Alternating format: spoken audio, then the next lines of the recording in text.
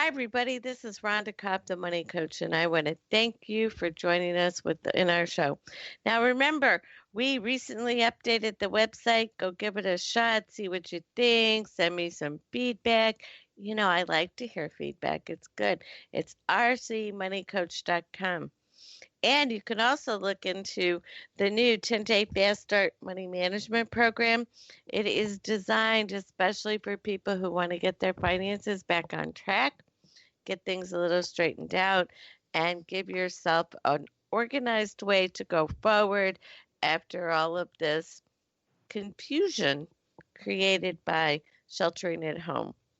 So we created that class. It's completely virtual. All you have to do is sign up and then show up at your convenience online. It is a fabulous deal. So look that up, the 10-day Fast Start Money Management Program. Now, I also have, for people who email me, for any business owner, send me an email, and I have a wonderful list of ideas for increasing your business during this turbulent time. And unfortunately, I think that our small businesses are indeed in for turbulent times. As we all know, it started in February and it has not really let up. The nation's governor seemingly declared an unspoken war on small businesses. Anyway, that's how it feels to me. You might feel a little bit different, but it has just been kind of awful. Leaving the big corporate giants open and labeling them as essential while shuttering the small minority-owned businesses, or often minority-owned, has been very painful to participate in and to watch. So I came across this article recently written by Barry Brownstein, and he was kind enough to give me permission to share that article with you today. Sadly, he was not available to share it with us directly, but I'll do my best here to read it to you with enthusiasm and distinction. It's called Bearing Witness to the Destruction of America's Small Businesses. And it appeared in this article, this thing called The Intellectual Takeout. So, and it's by Barry Brownstein. Now, here we go. Author and activist Jane Jacobs once wrote, quote, "I was taught that the American's right to be a free individual, not at the mercy of the state, was hard won, and that its price was eternal vigilance, that I too would have to be vigilant." End quote.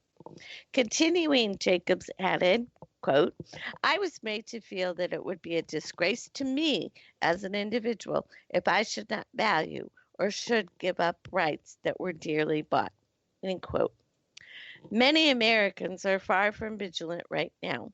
State and local government officials are strengthening their petty tyrant muscles as they promulgate absurd rules and prevent people from enjoying the outdoors. Despite some protests, if polls are accurate, most Americans support continuing lockdowns.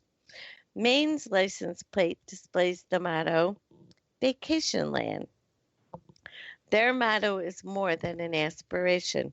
Maine has thousands of miles of iconic New England coastlines, Acadia National Park, thousands of lakes, and the rugged mountainous end of the Appalachian Trail.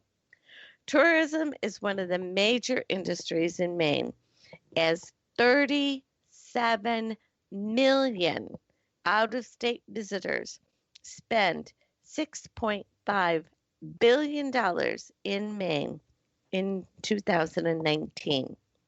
But that won't happen this year. In late April, Maine Governor Janet Mills announced out-of-state visitors would be barred from Maine unless they quarantined for 14 days after arriving in the state. This proclamation is slated to last at least through August of 2020. Small businesses serving vacationers earn their living in a few short summer months. The governor's proclamation effectively closes them down for the year. Jacobs wrote, quote, There is no virtue in conforming meekly to the dominant opinion of the moment. Unquote. What can Americans do so as to avoid meekly conforming? Bent on social media, break the law, and risk imprisonment? For most people, civil disobedience is just not a practical option. Few of us have the constitution of Rosa Parks or Mahatma Gandhi. Yet, we can still take powerful action. We can bear witness. Quote, bearing witness has three elements, end quote, writes Umar Hakik. Quote, seeing through their eyes those who are being harmed, abused, failed. Seeing through history's eyes, which means calling things what they are. And seeing through humanity's or futurity's eyes, which means the duty of never being silent about either of the first two, because that is what the future or all humankind would ask of us. End quote. Railing against injustice is not witnessing. Bearing witness means being aware of the suffering of others, not just the suffering seen from our view of the world. The media provide poignant stories about people who have died of COVID-19. Their stories are tragic, and yet other tragic stories remain untold. We need more witnesses to the many small businesses that are failing as the lockdown continues. Their stories need to be told with empathy rising from the deepest place of our commonly shared humanity. Today, I bear witness to the suffering of the owners of Edgewater Motel and Cottages, a family-run business in Bar Harbor, Maine, the gateway to Acadia National Park. Like most Edgewater guests, I return for the same week each year. Like 95% of their guests, we are not residents of Maine. Edgewater's business model depends on loyal, out-of-state repeat customers. David and Jane Bowden own Edgewater. David is the seventh generation of his family to have lived on the Edgewater's property, covering a span of 225 years. His grandmother started the cottage business in 1939. Jane tells me that the governor's actions have been paralyzing and devastating.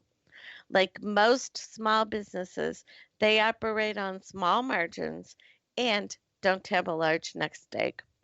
With no income, their savings are rapidly disappearing. Quote, every generation has poured their heart and soul into this property, end quote, Jane said.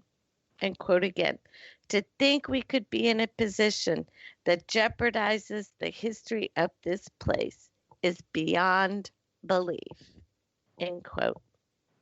Many of the businesses that make up Maine's tourism industry are family-run, like Edgewater. Direct tourism spending accounts for roughly 11% of the state's gross domestic product and supports a host of other industries across the state.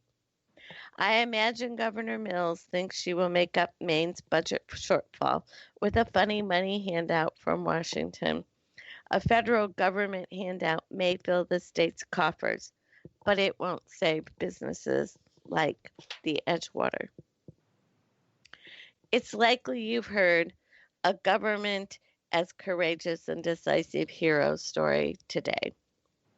Economic educator Don Boudreaux recently challenged us to tell competing stories.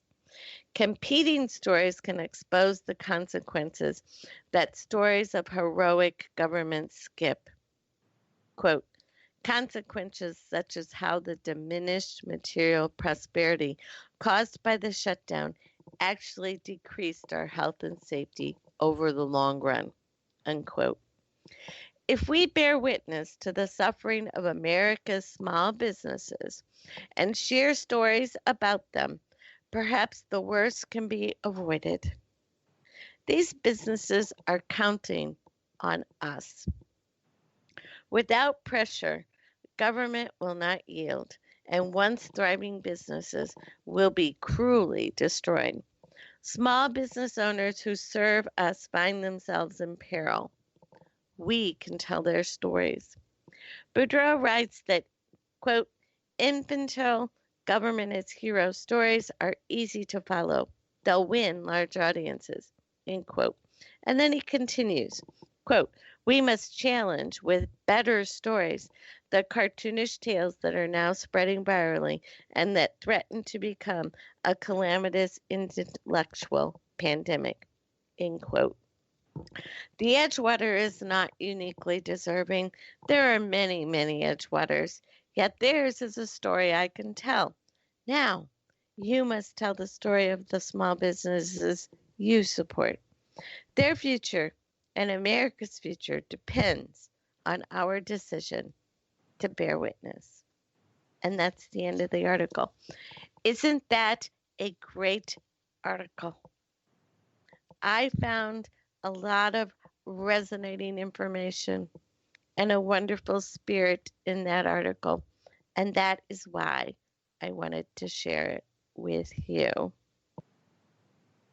I am certain we can all think of one, two, or a dozen small businesses that are equally frustrated by the intervention of governmental authorities where it isn't really needed.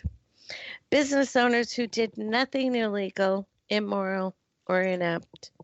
Business owners who employed members of their community, paid taxes upon taxes upon taxes, received little or no bailout money ever, and yet are on the front row for being harshly punished and not properly represented.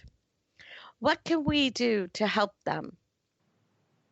Do what you can to support them is what? Can you still afford to utilize them? If so, then please, by all means, vote for the small business with your wallet. Are you on a tight budget yourself? Perhaps you've been furloughed, not a lot of money left for whatever reason. One of you is still working, the other one in your household is not.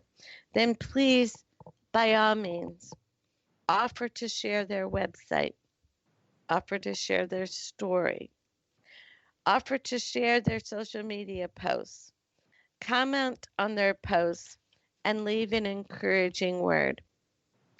Give them a 5-star review from prior service you experienced, or just stop in and volunteer to help for a few minutes.